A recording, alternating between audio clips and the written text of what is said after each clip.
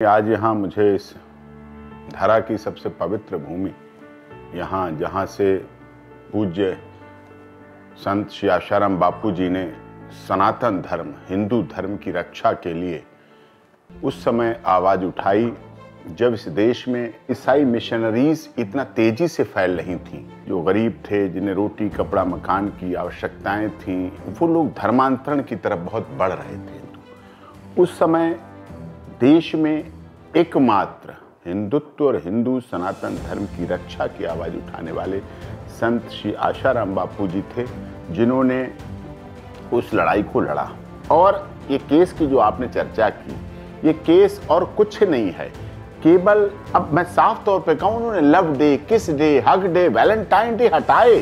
उन्होंने मातृ दिवस, पितृ दिवस, ब्रह्मचर्य, तुलसी दिवस, इन चीजों को बढ़ाया। इन चीजों को हमारी पुरानी संस्कृति, जो सीता, सावित्री, गार्गी, अपाला, अनुसुईया के समय की चली आ रही थी, उस संस्कृति को आगे लोगों में बढ़ाने का प्रयास किया, पाश्चात्य सभ्यता का विरोध किया।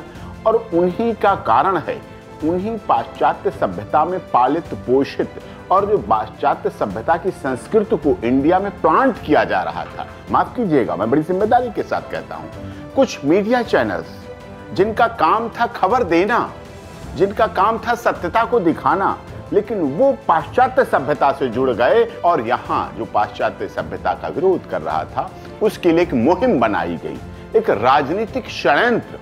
उसमें बहुत से लोग शामिल हुए, उसमें इस तरह के लोग, एक मानसिक प्रवृत्ति बनाई गई और एक आपराधिक षड्यंत्र, राजनीतिक षड्यंत्र के तहत संत आशाराम बापू जी पर इस तरह का झूठा घृणित केस लगाया गया, सोच समझ के लगाया गया।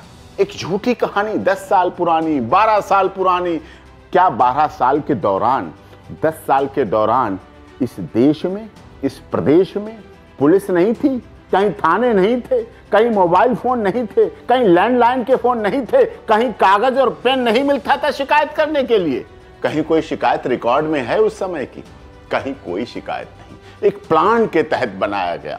पूरी दुनिया मानती है, आप किसी भी व्यक्ति से, पढ़े लिखे व्यक्ति, अनपढ़ व्यक्ति, IAS, IPS, judicial officer, reporter, media, सब इस बात को कहेंगे, नहीं ये आरोप गलत है, बिल्कुल आरोप गलत है।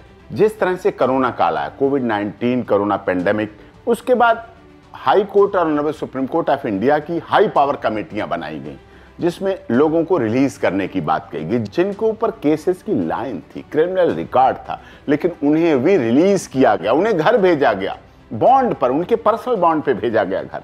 हमें आशा थी कि इतने बुजुर्ग, मैं समझता हूं इस देश की कोई भी ऐसी जेल नहीं होगी जिसमें इतना बुजुर्ग एक व्यक्ति, उनके स्वास्थ्य की चिंता क्या सरकार को है, क्या संविधान को मानने वाले लोगों को चिंता है। पैंडेमिक में honourable high court, honourable supreme court of India की गाइडलाइंस के बाद भी उन्हें रिलीज नहीं किया गया, जबकि हक था उनका रिलीज होना। कोर्ट मांगते रिलीज करते समय आपकी ग्राउंड क्या, पैरोल की, बेल की क्या ग्राउंड है? यही तो ग्राउंड है कि वो परमानेंट रेजिडेंस हैं, कोई क्रिमिनल रिकॉर्ड नहीं है, हैबिचुअल प्रोफेशनल क्रिमिनल नहीं है, विदेश तो नहीं कहीं चले जाएंगे। अरे तो उनके यहाँ जाने के लिए तो 450 आश्रम इंतजार कर रहे हैं। सब राज्य सरकारों द्वारा, केंद्र सरकार द्वारा न्यूज चैनल पर, टीवी में, पोस्टर में, होर्डिंग पे, अदालतों के बाहर लिखने से access to justice for all न्याय नहीं मिल पाता है। न्याय को ग्राउंड जीरो पर दिखाना पड़ेगा। लोग हमसे सवाल पूछते हैं, कार्यक्रम में आए हुए लोग सवाल पूछते हैं कि क्या संत आशाराम बापू जी को न्याय मिला? क्या अदालतों ने न्याय दिया? क्या न्यायपालिका, कार्यपालिका, मीडिया, इन सब ने उस पर काम किया?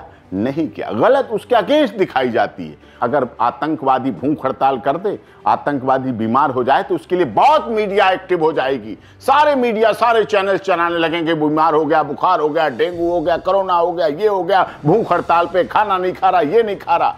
लेकिन संत आशाराम बापू जी के लिए, संत के लिए, एक हिंदू सनातनी परंपरा को बढ़ाने वाले इकलौते संत के लिए, क्या कभी मीडिया में आपने खबर सुनी कि वो बीमार हैं, उनके स्वास्थ्य की चिंता किसी मंत्री ने ली? और मंत्रियों की बात मैं इसलिए कह रहा हूं, आपको याद होगा पिछली सत्ता के भी और वर्तमान सत्ता का ऐसा कोई केंद्र और राज्य सरकार का विधायक, सांसद, मंत्री, प्रधानमंत्री नहीं रहा होगा जिसने संत आशाराम बापू जी के दर्शन लाभ न लिए हो और आशीर्वाद न लिया हो। मैं ये बात विश्वास के साथ कह रहा हूं। मैं हर कार्यक्रम में नहीं रहा हूंगा, लेकिन वो आए, जानते हैं, देखते हैं किस तरह से जरूरतमंदों के लिए, किस तरह से ब्रह्मचर्य जो शिक्षा है इस पर कितना बड़ा बल दिया। उन्होंने ही चरित्र की पराकाष्ठा को, ब्रह्मचर्य की पराकाष्ठा को ऊपर उठाया और उन पर उसी बात का उल्टा केस लगा दिया गया। सोचिए आप, कितनी बड़ी विडंबना की बात है। आप बापूजी पर केस लगा रहे हैं, क्रिमिनल केस लगा रहे हैं। बापूजी की जहां कथा हो जाती थी, जहां उनकी ब्रह्मवाणी का लोग श्रवण कर लेते थे, अपराधों को छोड़ देते थे, अपनी क्रिमिनल एक्टिविटी को छोड़ देते थे, समाज के मुख्य धारा में जुड़ जाते थे।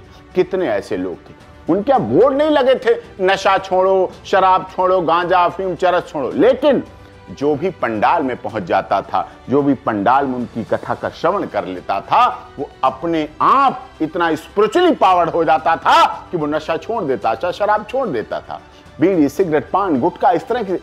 अब ऐसी कंपनियां तो विरोध करेंगी साहब, इतिहास लिखा जाएगा, हम रहे न रहे, आप रहे न रहे, लेकिन इतिहास में लिखा जाएगा इस देश में संत आशाराम बापूजी को झूठे, निहाय झूठे केस में जेल में रखा गया था, जिन्होंने देश को बनाने की बात की थी।